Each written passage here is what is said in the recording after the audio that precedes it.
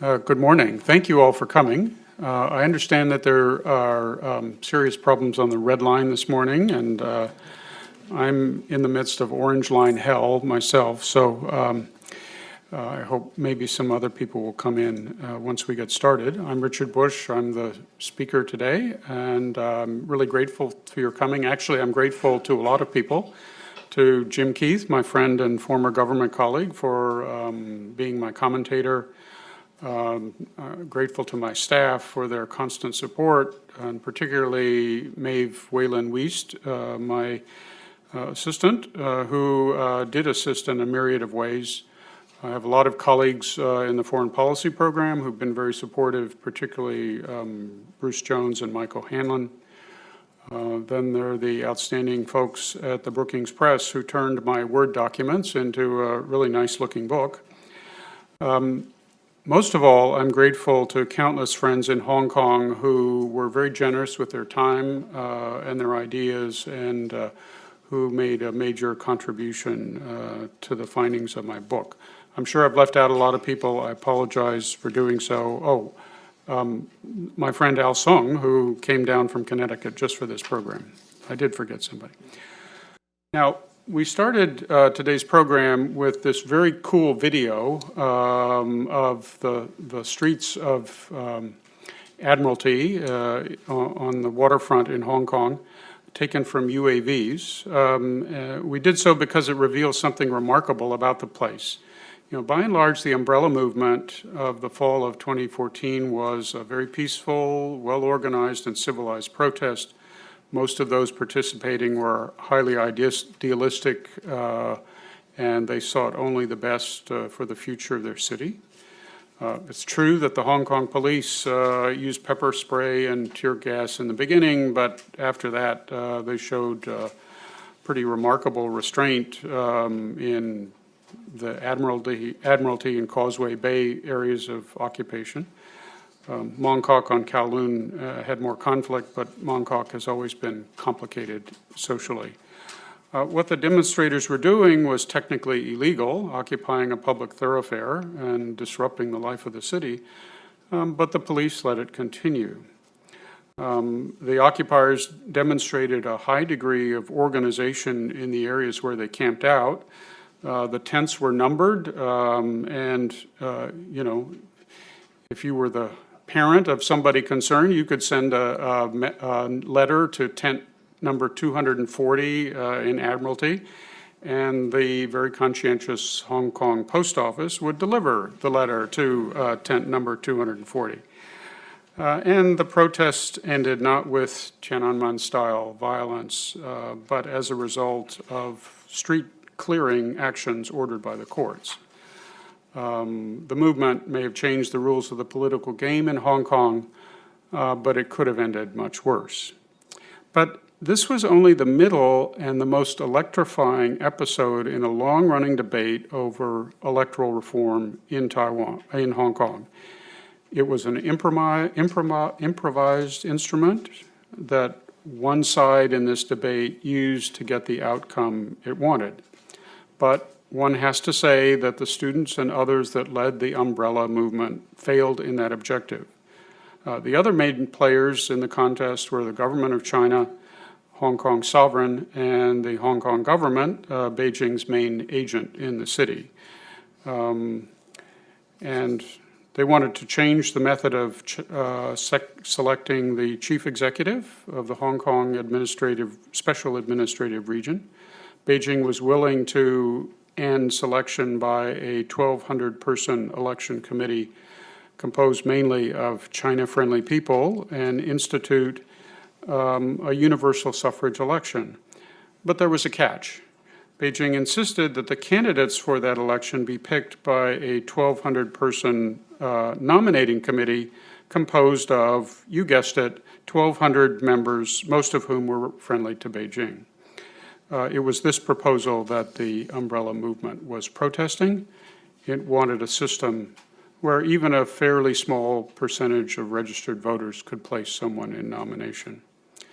Now, so you have the protesters on one side, the two governments on the other. In the middle, there were a lot of sensible people who understood that the demands of the occupied people were excessive and that Beijing was being too rigid. They understood that the system Hong Kong needed was one that permitted a competitive election by candidates who represented the major viewpoints in Hong Kong society, essentially the establishment versus the democratic camp.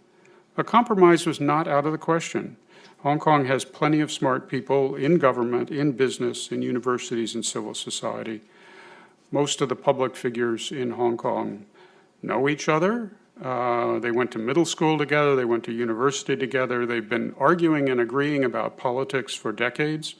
Hong Kong really is a small place. This was not beyond the realm of possibility. The fact that a compromise did not happen is something that needs to be explained, and that's what my book tries to do. But my book goes beyond that because I sort of came to understand very clearly that reform of the electoral system may be a necessary condition for bringing about good governance in Hong Kong and facilitate the addressing of the many problems the society faces, but it's not a sufficient condition. Now, before I offer my explanation of why compromise didn't happen, I need to give you a short primer on the political system. So from the time the British began to acquire Hong Kong in 1842 until fairly recently, the city essentially had no politics. It was an economic city. After 1949, the refugees who made up most of the population had to work very hard to keep body and soul together. Politics was the furthest thing from their mind. And the British had reasons, not all bad reasons, for deferring democracy. When China and Great Britain agreed in 1984 on the terms of transfer of sovereignty from the UK back to China, I suspect that Chinese leaders thought that what they were getting was an economic city. But by 1997, when Hong Kong became the sovereign territory of the PRC, it was a very political city, and still is today. One reason for that was Tiananmen and the fear that the crackdown provoked in Taiwan. Second, the British took steps starting in the 1980s to move the city towards democracy. Third, as a result of globalization, technological change, and government policy, inequality in Hong Kong got very high. Its income Gini coefficient is 53.7, which is the 11th most unequal in the world. But inequality exists also in education, employment, and particularly housing. And the sense of grievance about inequality fed political protest. Fourth, and more recently, is what one might call the millennialization of politics, which has occurred in most societies. Beginning in 1989, Hong Kong developed a culture of protest. For a long time, this meant orderly demonstrations by middle-class people. In the last decade, however, the protests have been increasingly less orderly and dominated by young millennials. The umbrella movement was the culmination of that trend. The final reason why Hong Kong is a political city is China. Ironically, Beijing agreed back in 1984 to preserve in Hong Kong the rule of law and civil and political rights, a liberal order, even as it refused to permit popular elections for some key political offices, like the chief executive. And all of this was enshrined in the Basic Law. So the Chinese Communist Party permitted demonstrations, a generally lively free press, and vibrant civil society in at least one jurisdiction of the PRC. Hong Kong has what political scientists call a hybrid regime. It has some elements of full democracy, but not all. And so about half of the members of the Legislative Council, LegCo for short, are picked in popular elections. The other half are picked in so-called functional constituencies, many of which represent business interests and have a small number of electors. But in those elections that reflect the popular will, such as some of those that in the LegCo elections 1 month ago, the Democratic or anti-establishment camp has consistently received the support of between 55 and 60% of the public. But despite these sentiments, Beijing created and has preserved a system where it could control which Hong Kong people would be Hong Kong's political leaders. It co-opted the business community and other loyalists to bloc majority rule. Now, coming back to the umbrella movement, in 2007, Beijing announced that it would move towards a system of electing the chief executive by universal suffrage, by which they meant one person, one vote.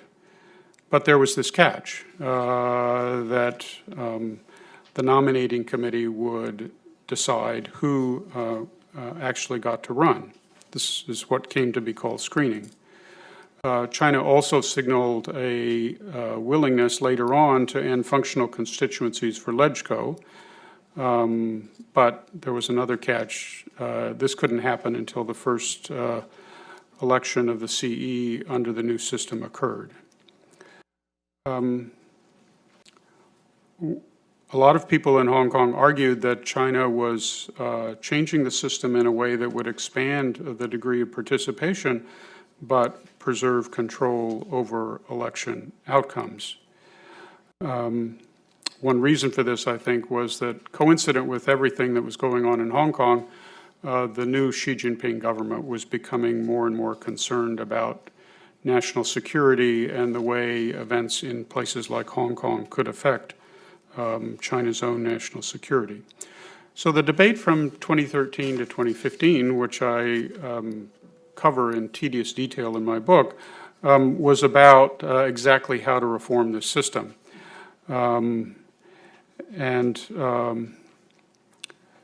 The democratic forces in Hong Kong, which are often divided, sought to exploit the universal suffrage opening to cut out the nominating committee. They used a variety of tactics to oppose screening, questioning Chinese sincerity, appealing to democratic principles, formulating compromise formulas, proposing radical alternatives or approaches, and threatening to engage in protest and civil disobedience. The Democrats had some leverage. China had declared that any election reform proposal had to pass LegCo by a 2/3 vote. And the establishment forces did not have 2/3 of the membership on their side. So the Hong Kong SAR government, which would formulate the reform bill, needed to secure the defection of at least 4 Democratic members. It was in late 2013 and the first half of 2014 that both preparations for civil disobedience and efforts to improve the nominating committee played out. Beijing chose not to respond to efforts to formulate or facilitate a compromise. It did a terrible job on making its case to the public. It empowered the very radicals that it seemed to fear. So civil disobedience became certain. The form it took, the umbrella movement, was a surprise. The movement had problems of its own. The occupation that occurred was not what had been planned, and the one that happened was driven by impulse. There was a generational difference at work on how to respond to Beijing. Once the occupation began, the protest movement foundered because the protesters were divided on goals, strategy, and tactics. The leaders found it difficult or impossible to agree amongst themselves. They lacked an exit strategy and a sense of what they were willing to settle for. So positions on each side just hardened.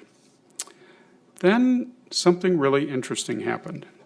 The Hong Kong government submitted a proposal to LegCo in April 2015 that, in my humble and contrarian opinion, created a narrow pathway to a genuinely competitive election and the possibility of the election of a Democratic chief executive. Here's how it worked. Essentially, the proposal allowed, within the nominating committee, consideration of a range of pre-candidates. And before the nominating committee selected the final candidates, they would consider a larger number, up to 10, of people who didn't have to get half or 2/3 in order to be considered. They only had to get 1/10 or to 1/5 of the support of the committee. And this process would be transparent, so the public would know the policies, views of each candidate, and public opinion polls would show their relative popularity. So if under this proposal the Democrats were united and strategic, they could put forward one popular, moderate candidate, and such people do exist, and have that person nominated and run and have a good chance of winning because of the underlying strong support for the Democratic side. Now, did this proposal create completely popular elections? No. Would pro-Beijing members of the nominating committee still have the votes to screen out a Democratic candidate? Yes. Would Beijing have the formal authority to refuse to appoint someone who had actually been elected from the Democratic camp? Yes. But I'm told that Beijing understood clearly the implications of the proposal that the government was putting forward. And one needs to think about the reaction in Hong Kong if the nominating committee had rejected a clearly acceptable candidate, or if Beijing had refused to appoint that person. Beijing's commitment to universal suffrage would have been exposed as a total sham, and the protests that would follow, I think, would make the umbrella movement look mild by comparison. Regrettably, by the spring of 2014, the deciding factor in all of this was not the content of the government's proposal, but the deep mistrust that existed between Democrats and Beijing. There was what one scholar called negotiation fatigue. Just as important was the mistrust within the Democratic camp between moderates and radicals. Radicals intimidated moderates into casting no votes. Beijing made little effort to reach out to moderates to secure their support. Tragically, the proposal was voted down. Now, let me speak briefly about the implications of this for Taiwan and the role of the United States. One country, two systems, the formula under which the Hong Kong system was set up, has never been popular in Taiwan. One of the reasons, of course, is that it created in Hong Kong only a semi-democratic system. Taiwan now has full democracy. If you applied the original Hong Kong system to Taiwan, it would limit the power of the Democratic Progressive Party. Taiwan's reaction to the umbrella movement was interesting. Initially, there was a lot of media coverage, but public attention soon shifted to other domestic issues. The DPP and the green media aligned with the democracy movement in Hong Kong to put President Ma Ying-jeou and the KMT on the defensive in the run-up to the 2014 elections. Their slogan was, under the KMT, today's Hong Kong is tomorrow's Taiwan. The most interesting reaction was from the public at large. It seems to me that the average Taiwan citizen started with the premise that Hong Kong and Taiwan were two very different cases, whatever the PRC government might say. Therefore, in the mind of the average citizen, what happened to electoral reform in Hong Kong had no relevance to Taiwan. I don't agree with that, but I think that's the view. Taiwan aside, there's, I think, the more general signal that Beijing's treatment of Hong Kong sends around the region about what kind of power it's going to be. We can talk about that in Q&A. As to the U.S. role concerning the Occupy movement, Washington was actually in an awkward position during the debate over electoral reform. On the one hand, we generally support democratization everywhere. On the other hand, the U.S. government acknowledges and accepts that Hong Kong is a special administrative region of China and that the Basic Law is the territory's constitutional document. Complicating matters, PRC propagandists early on and right up to today made the totally false allegations that the United States was the, quote, black hand, unquote, behind efforts in Hong Kong to radicalize the struggle for electoral reform. The communist press in Hong Kong worked overtime to create evidence, quote unquote, to support its allegations. And the hypothesis was that the United States was promoting unrest in Hong Kong in order to bring about a color revolution there and then use Hong Kong as a platform to destabilize the rest of China. Such allegations were ludicrous, of course, but the implication for U.S. policy was that overt support of the Democratic camp would only strengthen Chinese beliefs in American perfidy. We would become the issue. The Obama administration chose, in a very subtle way, to position the United States in such a way that we reaffirmed the authority of the Basic Law, including the political freedoms that it bestows, but called for a genuinely competitive election. Even if Washington had been willing to play a more active role in support of the democratic forces in Hong Kong and was willing to bear the consequences for that, there was a practical problem, and that is that the Democratic camp was divided. Would it have been in our interest to get in the middle of an internecine struggle, one in which mistrust between moderates and radicals was almost as bad as the mistrust between Democrats in Beijing? So let me take the last few minutes to look forward and at the issues of economy and governance. I referred to the failure of electoral reform as a tragedy. It was a tragedy not only because less rigidity on each side might have led to a good enough outcome, but also because Hong Kong faces a host of policy problems that need to be addressed. These include maintaining economic competitiveness as China itself becomes more competitive. Hong Kong's prospered over the mainland's development, and for many years its companies facilitated the development of Chinese manufacturing, but that role is disappearing.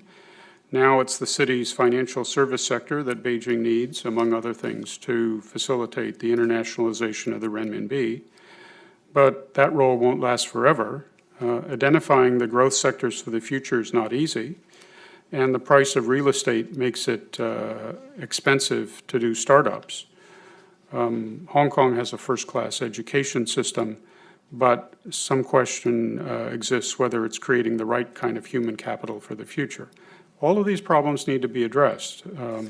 Second, there's the needs of the aging population.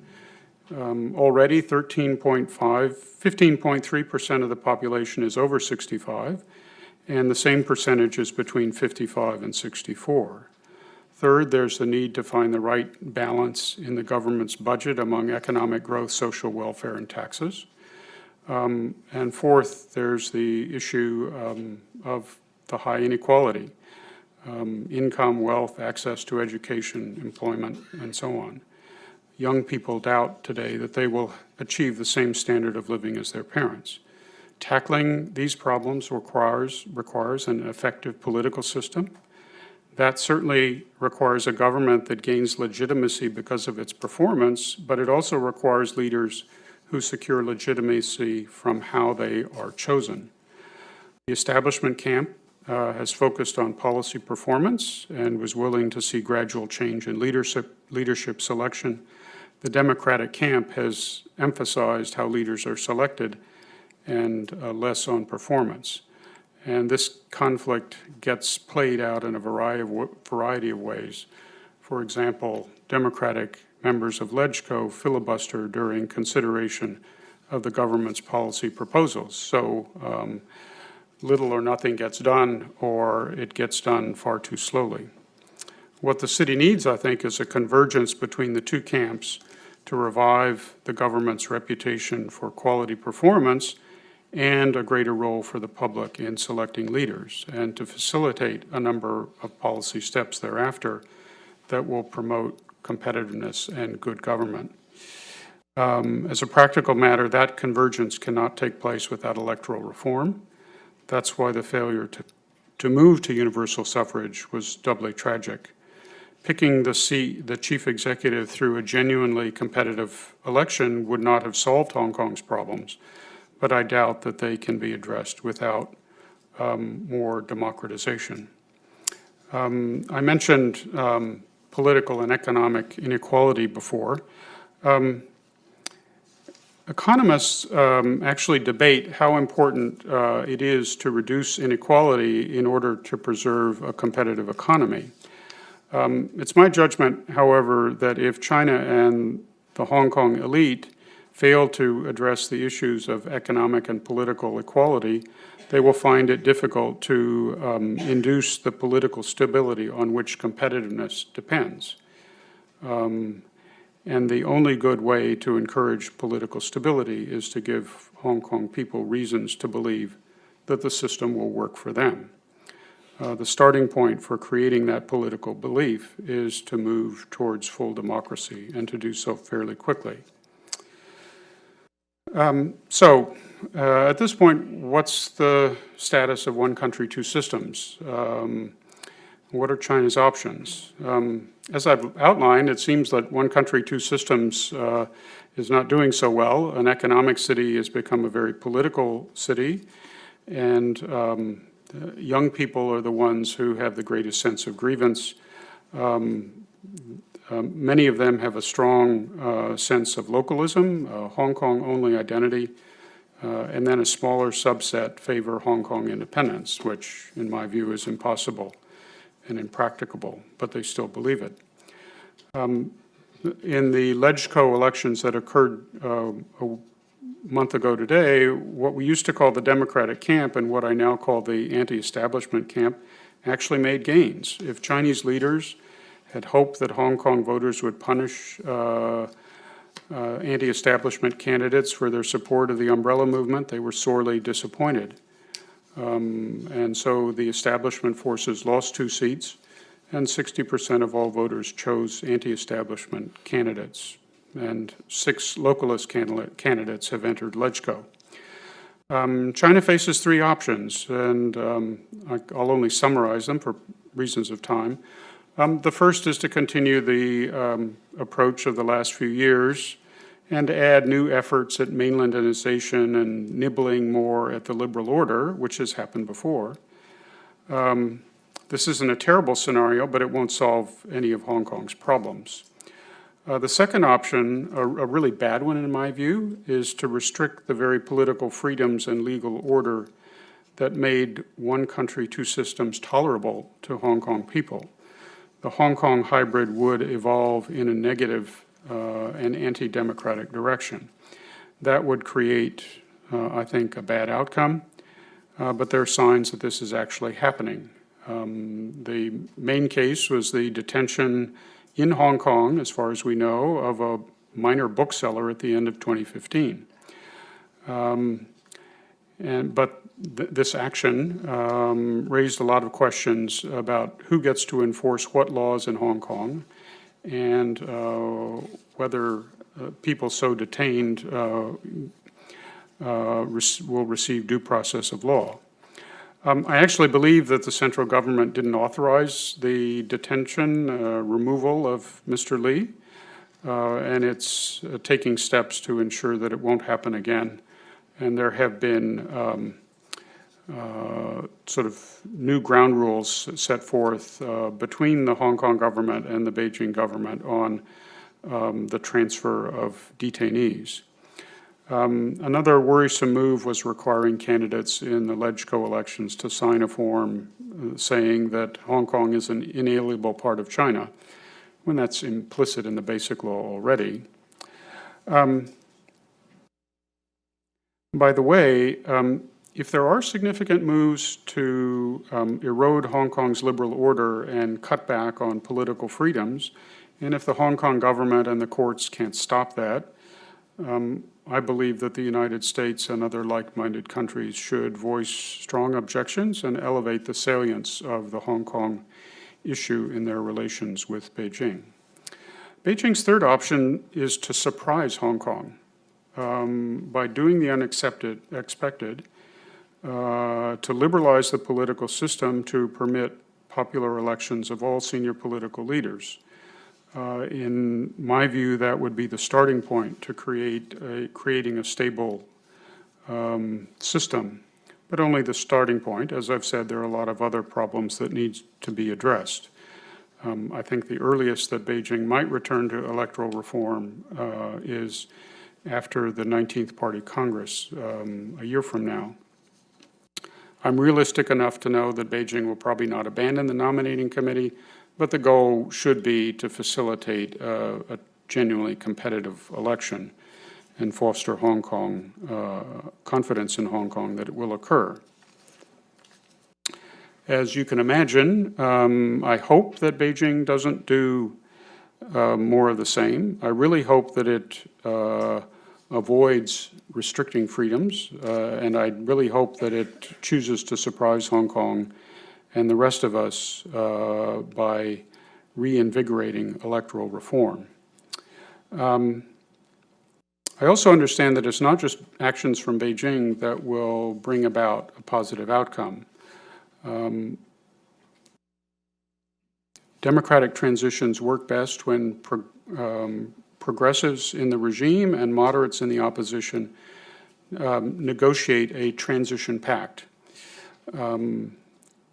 That means that the more unity within the opposition, the better. But the trends here aren't good.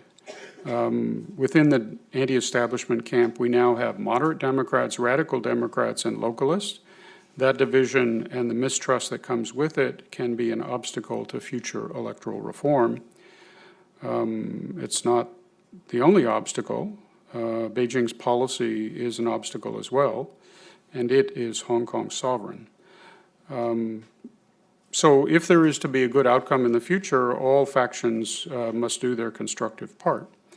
And I think the people of the city deserve no less. Thank you very much. So Jim, do you want to come up?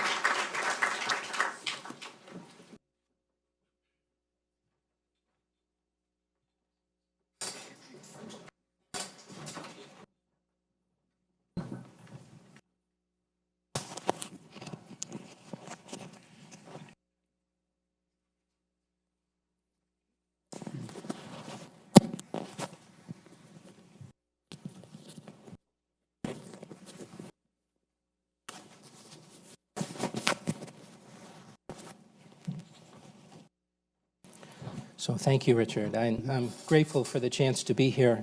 Forgive me while I pour some water. I'm grateful for the chance to be here, not just because I want to be part of this presentation, but also because this is a subject near and dear to my heart, as not only as former Consul General in the early part of this century in Hong Kong, but also as literally a child of Hong Kong, or I guess you could say a son of Hong Kong, in that I lived in the late 60s in Hong Kong. So have not quite the same sweep of history that you do, but certainly am in a position to appreciate the sweep, and certainly to appreciate the opportunity at 2016 to look back on what your book covers. And I think Richard has done us a service in looking back from today's vantage point on the colonial period, as well as the run-up to 97 and the post-97 developments. I think during my time, and I'll do my best to stay on time, you'll stop me if I start to run over. What I'd like to comment on during my period, and forgive me, I have a bit of a cold. One presidential candidate might accuse me of having low energy. But what I would say, what I'd like to focus during my time on really are 2 points. I think implicit in Richard's comments just now, and also, of course, in the book, are two key themes. That is, will this hybrid in Hong Kong work, and does it matter? On both points, I think the theme that runs through it, which again, Richard just touched on this, so you'll hear me say this over and over. It's always a challenge sharing the stage with Richard because he doesn't leave much to be discussed. He's so thorough and comprehensive. Not at all. You shouldn't be sorry. But from my perspective, civil society is the theme that runs through all of these remarks. Indeed, going back to the recap of the colonial period that appears in the book, running up to the hasty effort at the last part before 97 to address the political issues. And I can certainly attest personally to this notion that we took economics first and politics second as we looked at U.S. policy toward Hong Kong. And I recall some of you in the room will recognize this name. In the mid-'80s, before the '84 agreement, the United States, of course, was playing a supporting role. It was the British who had direct responsibility for the negotiations, but Alan Wallace was our Undersecretary for Economic Affairs, trained economist, who spurred the State Department into action pre-'84 because he saw Hong Kong as a paragon of free market economics. He wanted to be sure that we did everything we possibly could to preserve this demonstration effect for the world of Hong Kong's free market. Obviously, that had political implications, but almost by human nature, what we could address, what we could get our hands on and deal with in a practical matter as statesmen was the economic side. The political side, much more difficult to address and much more, to use a not very technical term of art, swampy set of issues. The effort was made, of course, in the run-up to 97 and certainly in the crafting of the Basic Law to embed the rule of law and civil society in whatever was going to happen in Hong Kong going forward. But as Richard rightly notes in the book and this morning, ultimately that depends on trust among the various players, and clearly that's missing today, and most importantly in Hong Kong, let alone between Hong Kong and the mainland. So on this, addressing this first question of what's the prospect for success of this hybrid model in Hong Kong, all those people who now say, I told you so, about where Hong Kong is, I urge you to take that with a grain of salt, because having watched this for a long time, I couldn't say that. People could say that some years hence there'll be trouble. If that's what they mean when they say, I told you so, fine. Fairly easy to predict. But no one saw it coming in precisely this way. And the way I would describe that is, as Richard noted, the political side of development in Hong Kong has come about in ways that I personally wouldn't have predicted, at least, in the sense that early on there was, if I could use a bit of shorthand to simplify too much, there was a sense that the Communist Party in China couldn't keep its hands off the golden goose of the economic powerhouse that was Hong Kong in the day. And there was a sense that it needed Hong Kong. Hong Kong, not only for its demonstration effect for Taiwan, which I'll get to in just a moment as part of the, does this matter, is this relevant, but also in a myriad of ways in which it absorbed lessons, the mainland absorbed lessons from Hong Kong and found an opportunity to teach cadre how you operate in a more open system with some sense of controls and an experiment. That is, you could let people make mistakes from the mainland in Hong Kong and they wouldn't necessarily go to jail. One could control the outcome and in that way gradually build a generation of leaders in the financial sector, at the banks, at the regulators. And I think the mainland took good advantage of that prospect in Hong Kong for many years.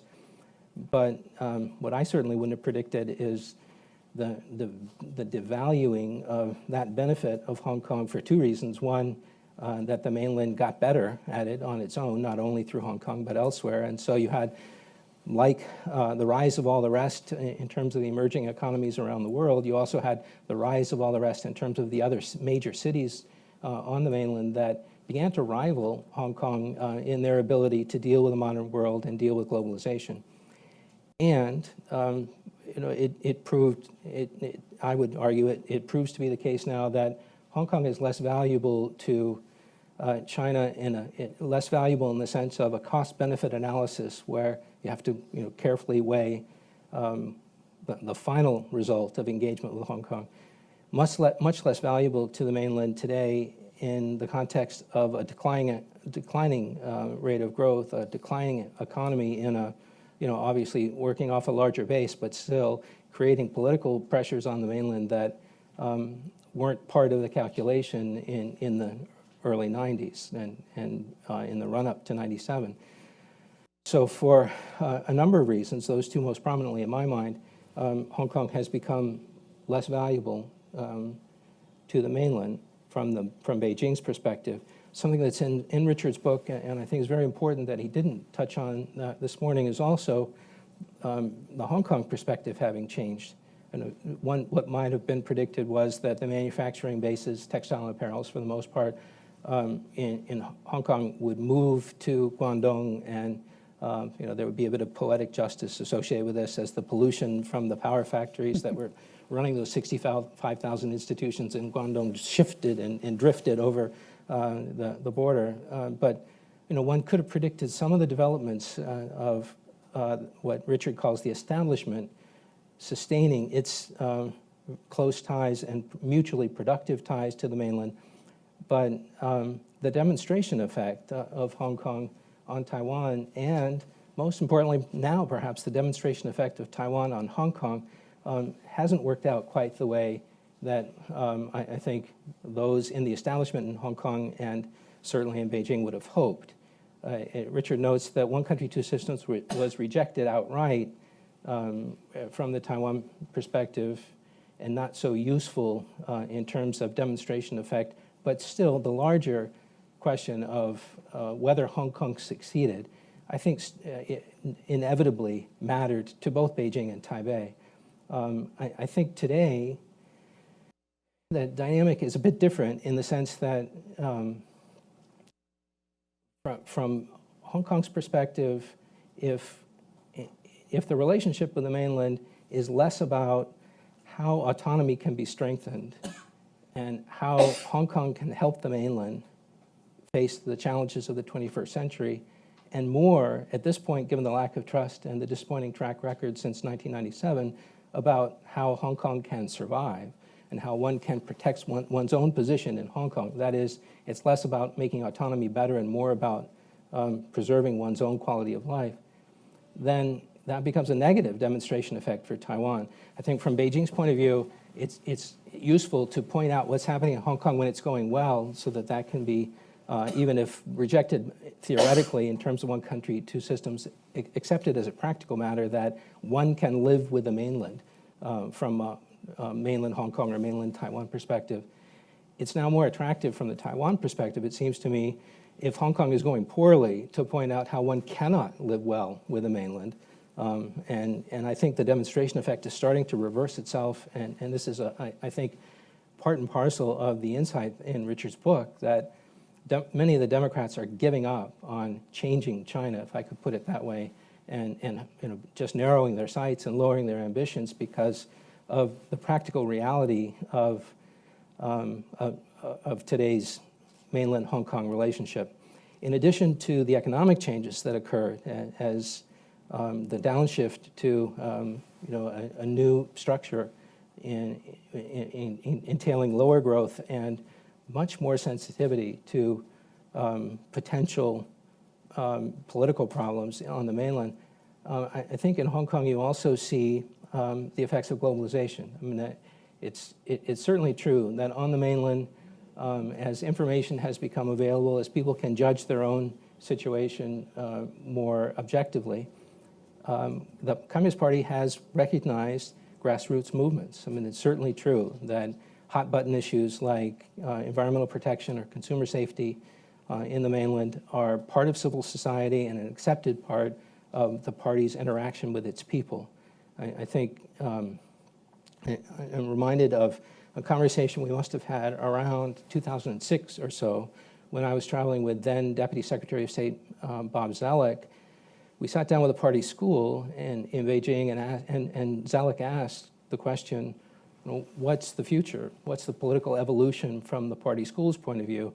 And the answer was essentially, we recognize the need to allow society to vent. You have to have outlets for these pressures that build up in society, but there was, at the same time, a lack of awareness of the need for that venting to have some sort of effect and to have it be a positive feedback loop so that your potholes actually got filled. You didn't just have to complain about them. And I think this is a fundamental problem in what Richard describes in great detail in terms of the mechanism of making civil society work in Hong Kong. Because I think Richard's right, there were opportunities missed. I mean, in a different environment, one could have seen the current outcome, or close to it, as a very positive step on the way to 50 years of preservation of Hong Kong's system. That is to say, that there wouldn't be everything one wanted in terms of universal suffrage for the election of leadership in Hong Kong, but there could be a substantive step, a genuinely positive evolution that could be seen as a step further toward an outcome that was sought by what was originally a fairly unified anti-establishment or opposition set of leaders in Hong Kong. And as Richard notes quite accurately, the fracturing of that opposition has, I think, been in part the result of this perception that the mainland is not moving in the same direction. One struck by that is not moving in the same direction as Democrats would like to see movement happen in Hong Kong. On the contrary, politics is in reverse from the perspective of many in Hong Kong who would like to see the mainland a little bit more committed to dealing with the issues of civil society than was evident in something that Richard does deal with in his book, The Fourth Plenum. And I think this civil society theme that runs through the two questions, is there a future for the hybrid in Hong Kong, and does it matter to the world? The sense that civil society on the mainland is under attack or in retreat, I think feeds directly into this mistrust on the part of Hong Kong. And one struck by the situation in which Hong Kong dealing with the mainland sounds a lot like the US dealing with the mainland. At the same time, and almost perversely, that the US dealing with Hong Kong now sounds more like the US dealing with the mainland. And I would point to something that we haven't talked about yet this morning as evidence of that. And again, it relates to civil society and the rule of law, and that is the Snowden case. I thought, as I was reading through the book, I finally came to a point where I would disagree with Richard. But sadly, no, I couldn't do it because, in fact, my thought was the Snowden case, implicitly in the way it's presented in the book, is essentially, implicitly, I should say, equal in import with the Occupy umbrella movement. And I think on reflection, my first instinct, looking at it more from the perspective of an American diplomat, was wrong in that these are two parts of the same, two components of the same set of issues. That is, from the US point of view, the Snowden case could not have come out worse. If you were seeking to construct a case that was as bad for Hong Kong as it possibly could be in terms of Hong Kong-US relations, I don't think you could exceed what actually happened in the Snowden case. But that was a reflection of the US perspective that a big part of our relationship, the underpinnings of the US Hong Kong Policy Act, was that legally we treat Hong Kong as a separate entity. Legally, Hong Kong is a separate customs territory. It has separate immigration quotas. It has weight in terms that you can actually point to and see in day-to-day operations as an autonomous entity. The special administrative region really is special. The S means something. And the Snowden case, it seems to me, undercut all of that. That is to say, yes, there's an argument that this was foreign policy and defense, that this was the purview of the mainland, but in its execution, it no doubt diluted the sense on the American side that Hong Kong could make its own decisions with regard to legal matters, which in the past, prior to Snowden, after 1997, actually had been strengthened. I think there was a great sense of confidence on a number of different issues where the FBI and the DEA and other American institutions of law enforcement cooperated quite well with Hong Kong and took, somewhat politically difficult decisions. That is, connected people in Hong Kong were made vulnerable, et cetera. So I think the Snowden case illustrates the problem with the fourth plenum, which was as useful as it was to shine the parties' attention on the subject of the rule of law. From my point of view, the outcome of the fourth plenum was essentially that the party declared that it's important that the system work better, one, and that it's important, two, that the party be above the system. And that's the problem with trust between Hong Kong and the mainland and trust between the United States and Hong Kong as a result. The second point, the Occupy and umbrella movements, I think also reflecting how you get things done in civil society, how citizens organize themselves in such a way that their government is representative and actually has a feedback loop and does respond to their priorities. And it seems to me the evolution since 1997 has been inexorable and downward. And I'd be happy to say a bit more about that after time runs out in the question and answer period.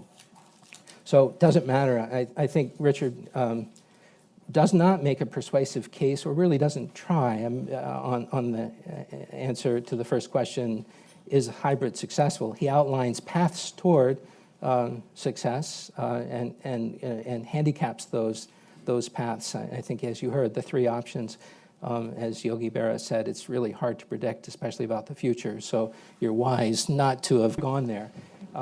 But I think he does, on the second question, make the persuasive case that indeed it is relevant, that it does matter.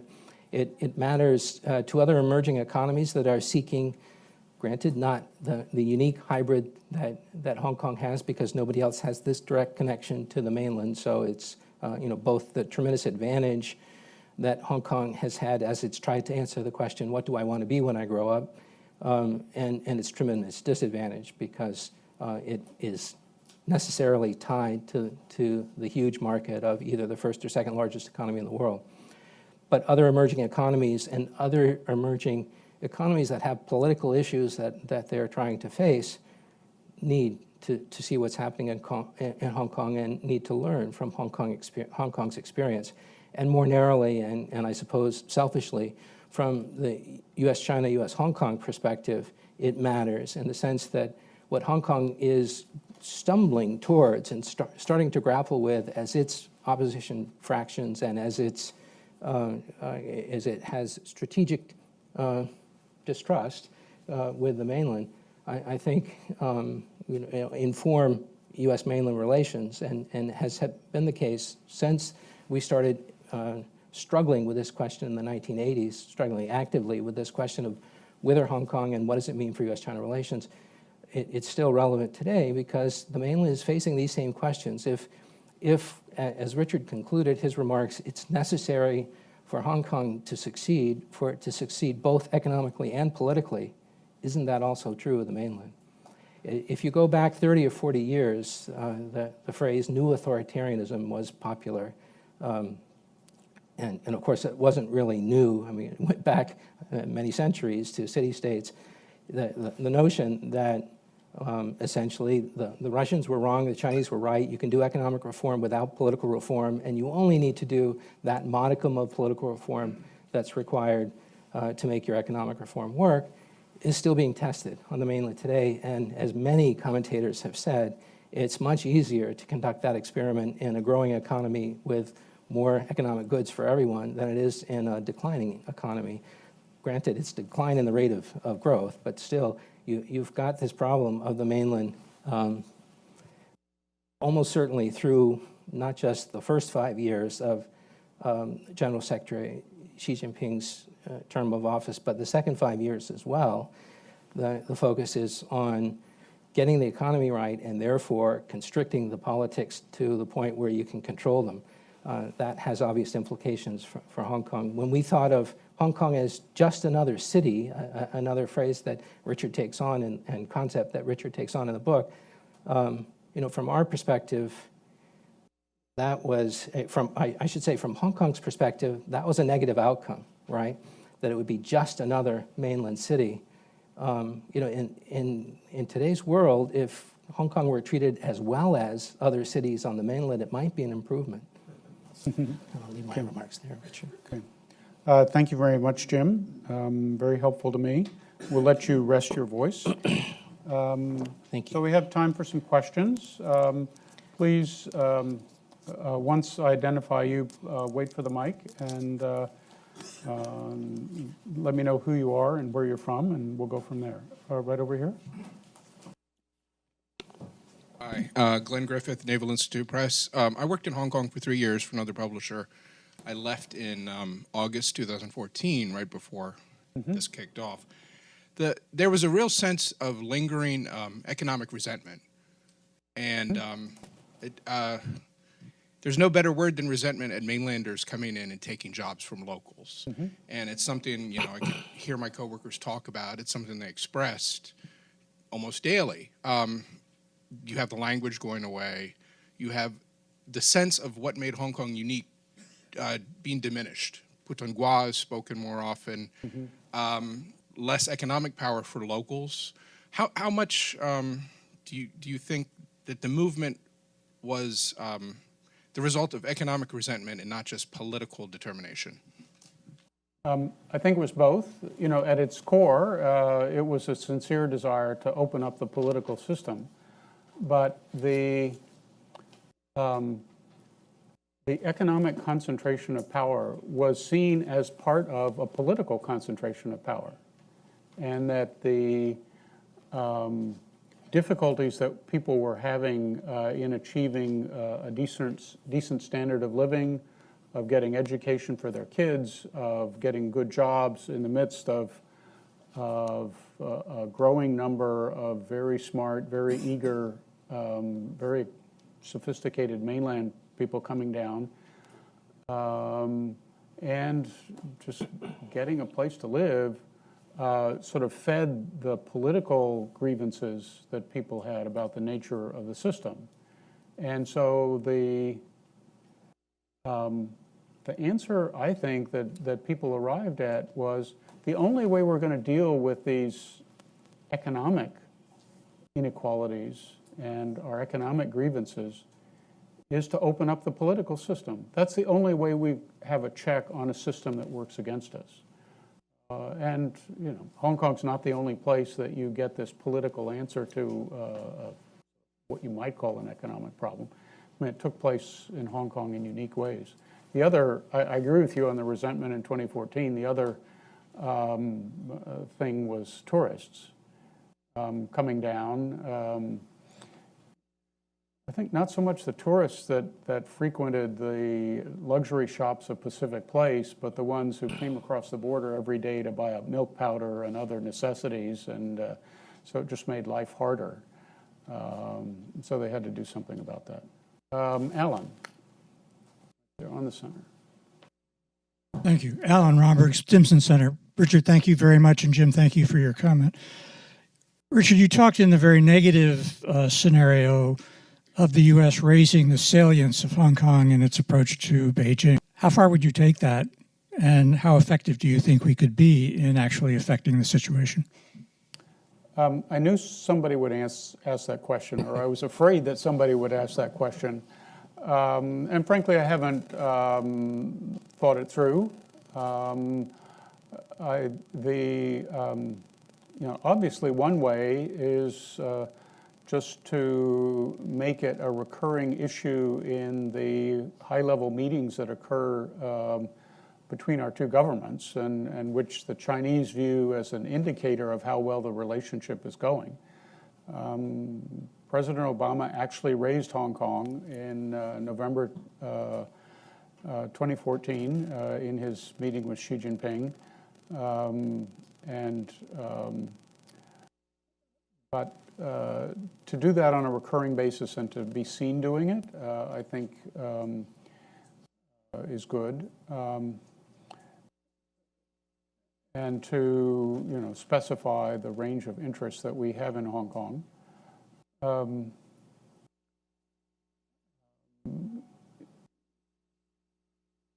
I haven't thought it through, and it's easy to say, but not so easy to implement. But I think the first step is ensuring that people at the top of the Chinese government understand that this is something we care about. Richard, I might add a point, Please. if I may. Alan, it seems to me the governor on that engine is the democracy movement in Hong Kong. As one having been accused of being a black hand, I can tell you that there are voices from Hong Kong that will tell us when we're going so far as to hurt their own efforts. I think that's part of the difficulty in defining a line, because that changes with time and context. And the other thing I would say is we're used to dealing on the Hong Kong issue, not just we, but the British as well, in a situation where we have very little leverage. The leverage we have day to day, as you know better than I do, is quite limited. On the other hand, as I tried to articulate in my remarks, it seems to me, one country, two systems aside, both China and Taiwan do care what happens in Hong Kong, and we have that to work with. On the aisle here, and then we'll go over there. Hi, Jack Goldstone, George Mason University, and was director of the Institute for Public Policy at Hong Kong University of Science and Technology. I haven't read the book. Everything you said today was right on target, but I think, at least in the presentation, you underplayed the dramatic change in China in the last 2 years.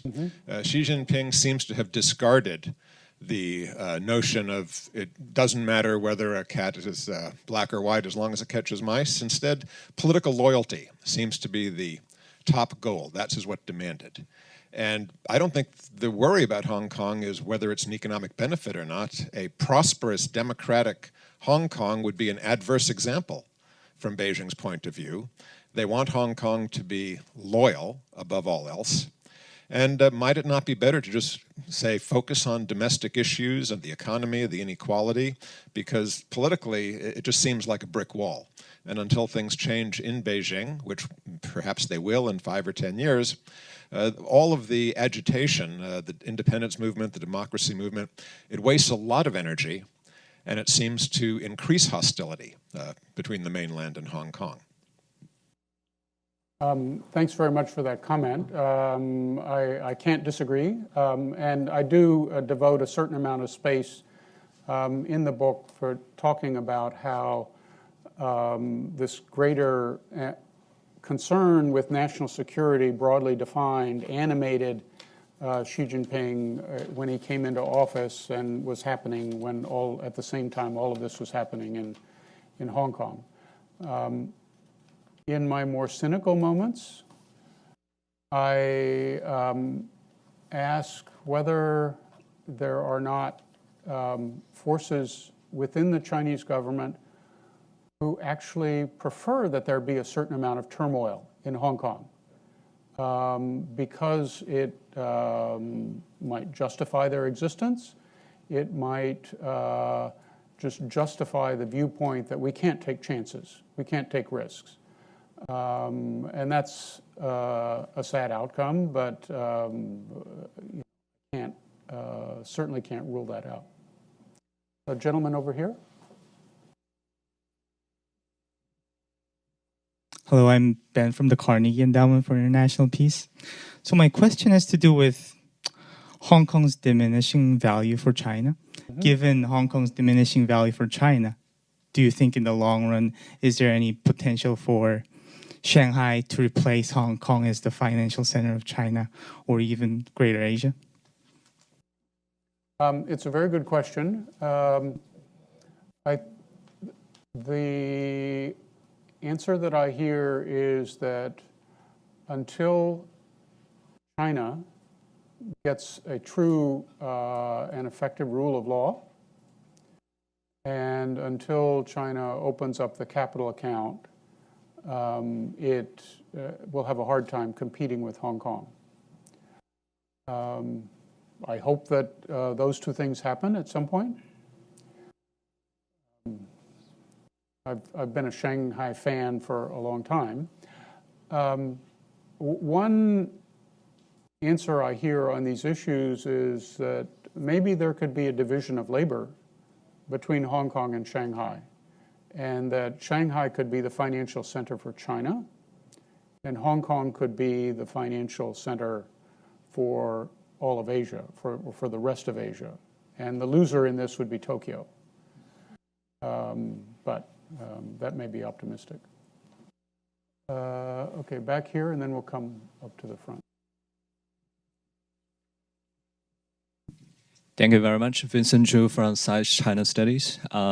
Used to work and live in Hong Kong, so I definitely benefit from both of your discussions. Thank you.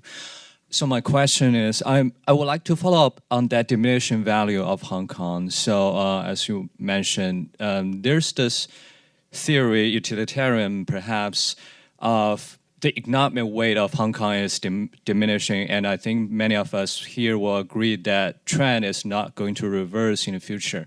So that theory goes, Beijing will only be ruthless in the future as Hong Kong's economic weight is diminishing.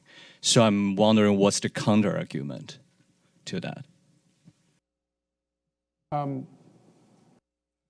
One counter-argument was that it would be that there are still ways that Hong Kong can be useful in certain aspects of the Chinese economy.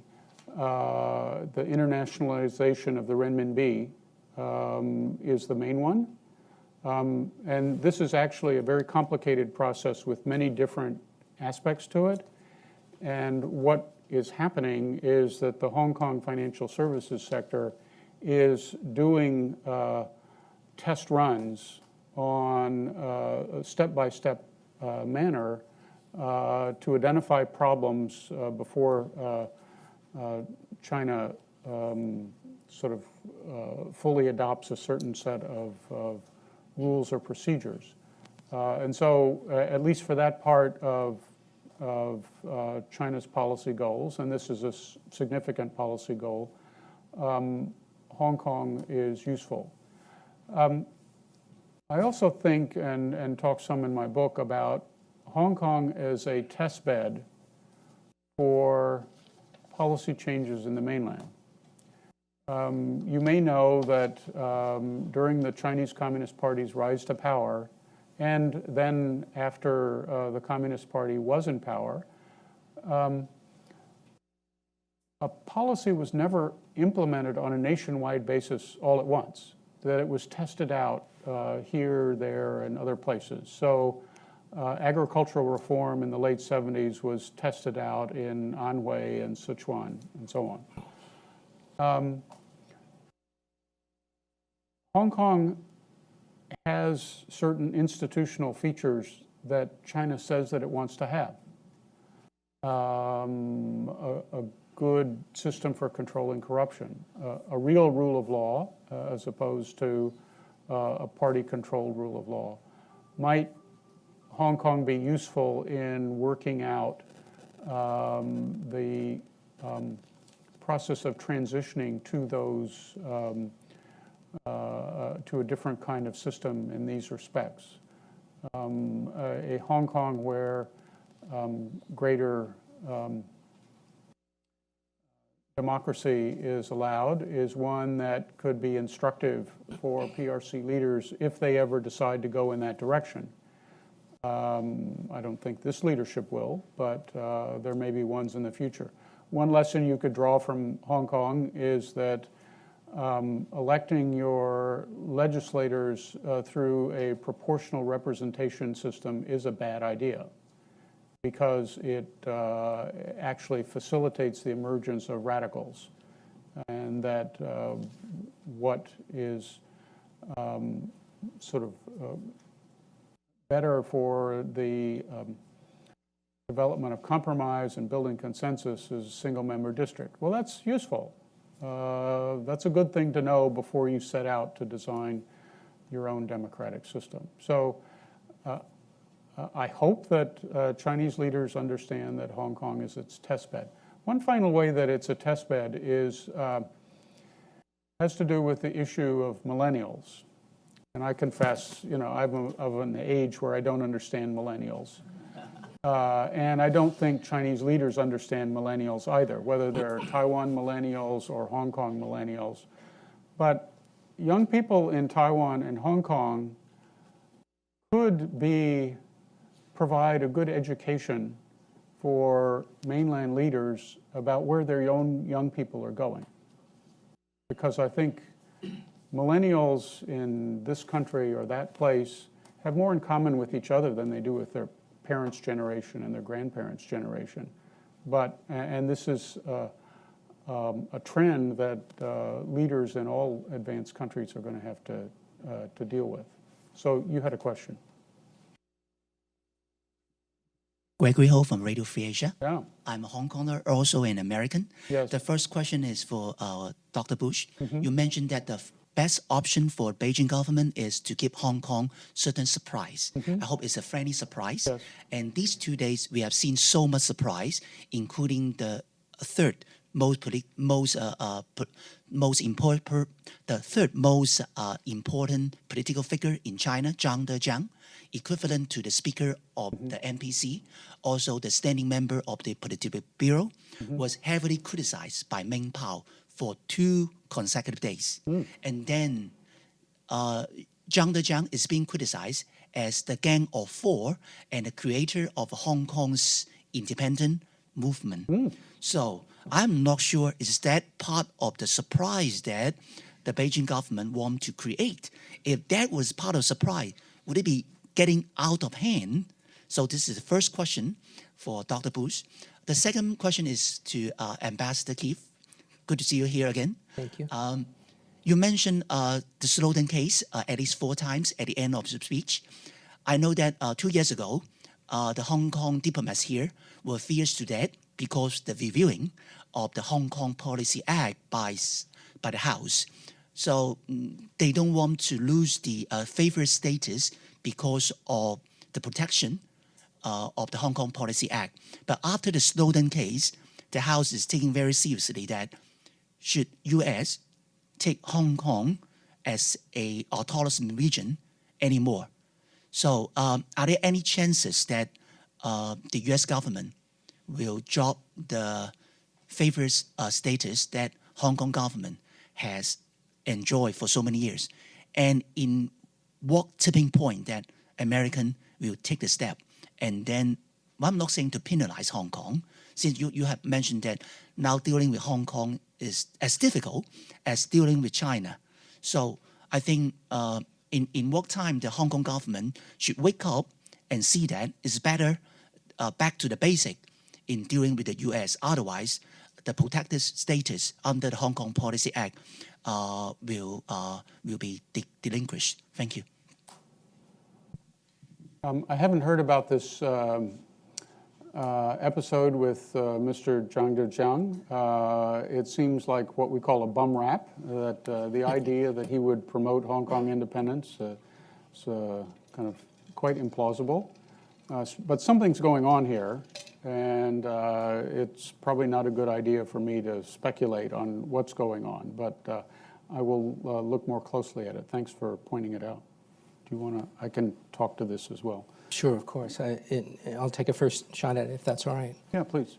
So I think with appropriate respect to my former colleagues and current practitioners of diplomacy, I think the signs that Hong Kong people and government should be most worried about are economic, not official. I think what will drive the American government more than discrete acts in the aftermath of the Snowden affair will be American private sector interest in Hong Kong. And let me just give you one example. If you're in the 21st century economy thinking of putting a data center somewhere in Asia, would you put it in Hong Kong today?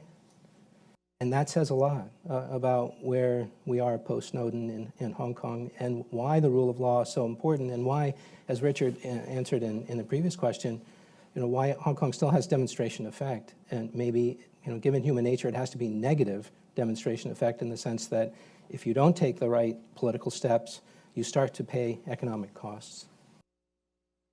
On the U.S.-Hong Kong Policy Act and sort of truth in advertising, I was involved in the drafting of the original U.S.-Hong Kong Policy Act back in 1992, and I've always believed that the parts about treating Hong Kong as autonomous unit and the need for it to be autonomous were the most important parts of that. You're right. There was discussion about revising the act,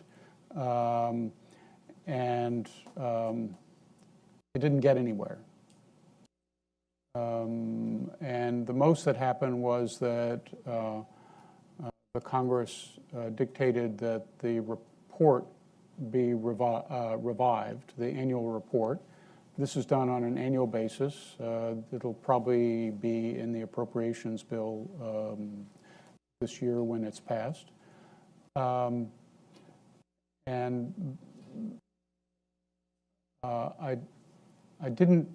never detected that there was enough momentum behind a real revision. There was one that was introduced. It wasn't all bad, but it never started moving, and so we can't know how it would actually come out and whether it would really make any significant change in the status quo.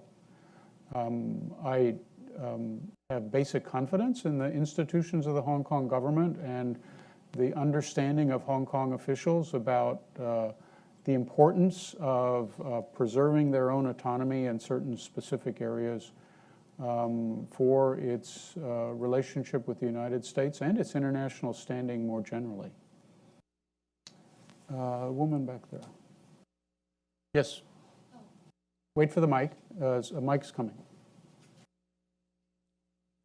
Hi, Belinda from the Kleptocracy Initiative at the Hudson Institute. A lot of the work that we do is tracking the profits from corruption in China. And what we've found is that a lot of these illegal funds are being invested into Hong Kong real estate and Hong Kong banks. So my question is, do you think that because there is this network of corruption between China and Hong Kong, does this have any implication at all on electoral reform in Hong Kong, because the Chinese elite may not have the incentive to promote democracy and transparency? It's a good question. I don't know. I think that this has probably been going on for a while, but that didn't stop Beijing from trying to promote a certain kind of electoral reform, and I think they were sincere in that. But I expect that the findings of your organization only increase cynicism in certain parts of Hong Kong about the practical value of one country, two systems. You want to? I agree with you that this probably isn't new. I think it is a great question, and it gets to the question of institutions of civil society. The demonstration effect for Hong Kong has to be, it seems to me over time, that checks and balances in the system that increase the opportunity for transparency and accountability are good for the system as a whole. And I think reports like yours will provide a brick in that wall. It's a long-term effort. None of us, I think, would predict that it's going to be effective in the short term. But I do think that over time, economic decision-making will drive political decision-making, and it's this sort of thing that is already recognized, obviously, on the mainland as a pernicious effect of the lack of checks and balances, will continue to be salient and, over time, start to make a case. Question in the back here, and then we'll go over there. Thank you. I'm Harry Harding. Oh, hi. I hold a dual appointment at the University of Virginia and the Hong Kong University of Science and Technology, where I used to work with Jack Goldstone. My question is this. I sense some subtle differences between the two of you about how active a role the United States should be playing with regard to expressing its concern about the situation in Hong Kong. And I wonder if we could explore that a little bit more, what the different options are and how the two of you come down in favoring or opposing them. Let me focus it by asking Jim to explain what I heard you say about the last sentence in your opening commentary, that if the United States government could treat Hong Kong as if it were just another Chinese city, Hong Kong would be better off.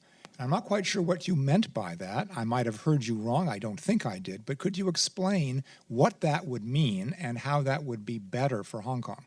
Sure, you did mishear me, or more likely, I misspoke, in the sense that the history of the concept of just another Chinese city is how Hong Kong is treated by the mainland. And the notion is that, in my mind, perhaps a bit too facetiously, but still there is some import to it, it seems to me. Hong Kong is discriminated against, in a sense, under the one country, two systems arrangement, in that while it has many, many benefits that many others on the mainland would be jealous of, and it is part of the resentment that exists, is this jealousy of Hong Kong being treated so well politically, especially. But it doesn't have access to the budget process and some of the benefits of being just another Chinese city. And given that balance of economic and political benefits, if you start to take away some of the political benefits, then those economic costs of being an SAR start to shine through a bit. But it was mainland treatment of Hong Kong. But on the larger question, I'm not sure that there is a difference between us. I simply didn't address it much. I mean, I do think that the U.S. treatment of the Hong Kong issue and the larger promotion of universal values, the various political rights that are embodied in the Universal Declaration of Human Rights and the UN covenants, there's no lack of enthusiasm on my part for keeping those front and center.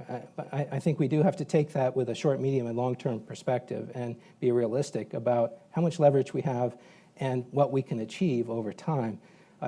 You know better than I do, given your expertise, what it'll take for political reform to gradually happen on the mainland. I do think that's a long-term prospect, and one that we can only do so much to drive from the outside without encountering some, not just headwinds, but some counterproductive effects. Thanks, Harry, for your question. There was a hand up back here. Thank you, Richard. It's Shirley Lin from Chinese University of Hong Kong. Hi. I'm a Hong Konger and a Taiwanese, so I wanted to draw back to your excellent chapter in the book about Taiwan. And if you could expand more on it, because in your talk, you also alluded to the fact that the Taiwanese have not been interested in one country, two system ever.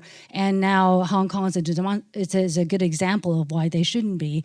And I wanted to get back to what you said, which is basically that Beijing certainly doesn't think so. So Beijing has a different perspective than what the Taiwanese think about the connection between Hong Kong and Taiwan. I wanted to ask about it, especially because you talked about the millennials.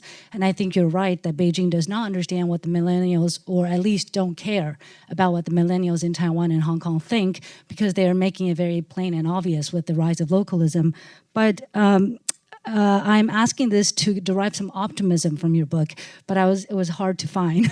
But to expand on your third option, could you tell us the possibility that Beijing would look at the third option and liberalize, thinking that this is one, if they were to do so, of course, with a slim chance, Hong Kong would be a great example of how Taiwan also could be unified. Could you talk a little bit about that? And especially because I think the millennials in China actually do not appreciate the problems that Hong Kong and Taiwanese millennials have. As you know, in Hong Kong, we have a huge polarized population between mainland Chinese students and Hong Kong students. Okay, a lot of questions there. I do think that if Beijing had played electoral reform more skillfully, and if the whole process had succeeded, it might have led some people in Taiwan to think twice about demonstration effect and the trends for Hong Kong and the whole approach of one country, two systems. It doesn't answer all the concerns that Taiwan people would have, and the two are different. But I think it would have at least given Taiwan people something to think about. One of the problems in getting to my scenario 3 of pleasant surprise is, I think, the nature of the Chinese system and how leaders have problems defined for them. Xi Jinping, as far as I know, doesn't go down to Hong Kong and look around and talk to students and others. There's a vast flow of information that comes up to him and structures the way he thinks about his government's options in the context of how he defines its interests. I suspect that the information that top leaders are getting is, shall we say, flawed, and that all the people who sort of pushing this idea of the U.S. black hand and a Taiwan black hand, those views don't get properly questioned and dismissed. If you're presented with a very negative trend view of the trend in Hong Kong, you're less likely to be thinking about a radically new approach. I hope I'm wrong. I don't think I'm wrong.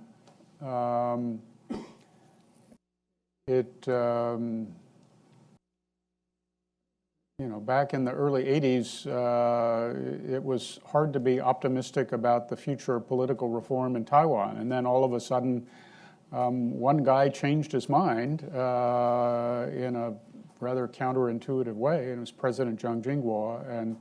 And we see the result of that today.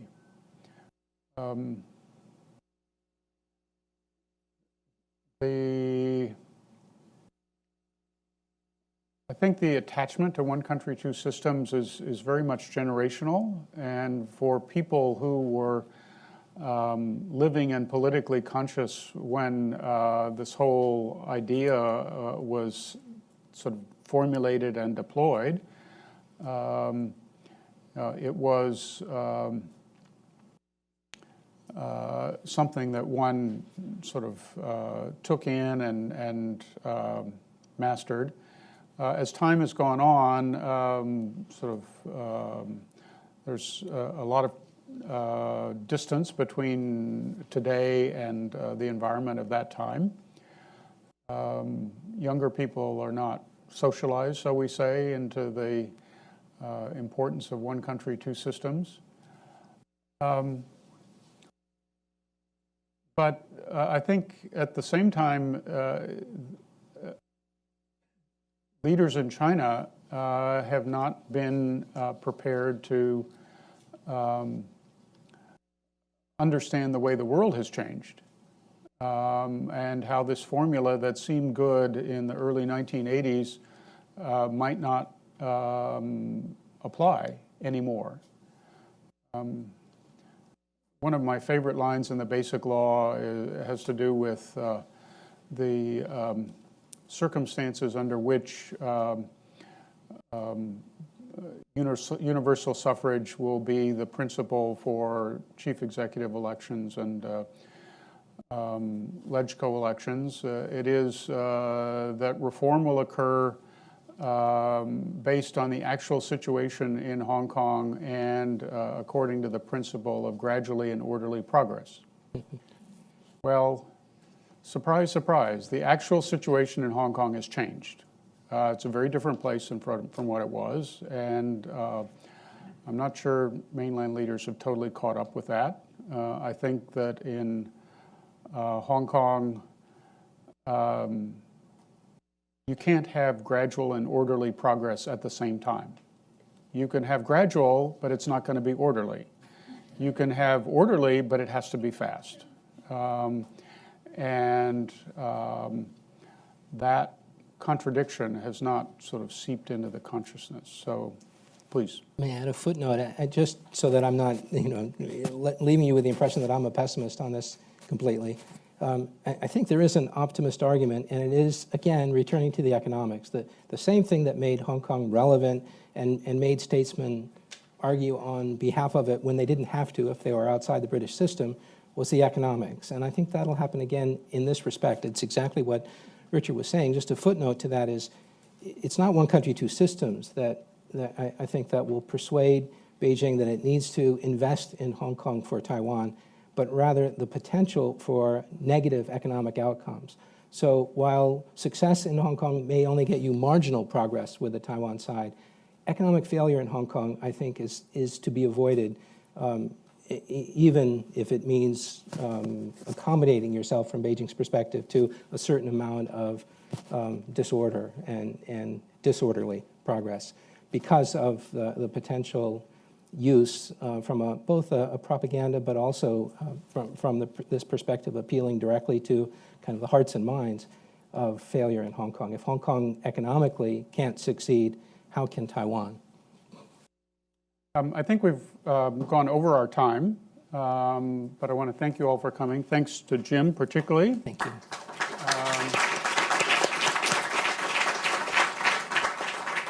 And thanks most of all for your interest in Hong Kong. It's a small place, but it needs all the friends it can get. Thanks.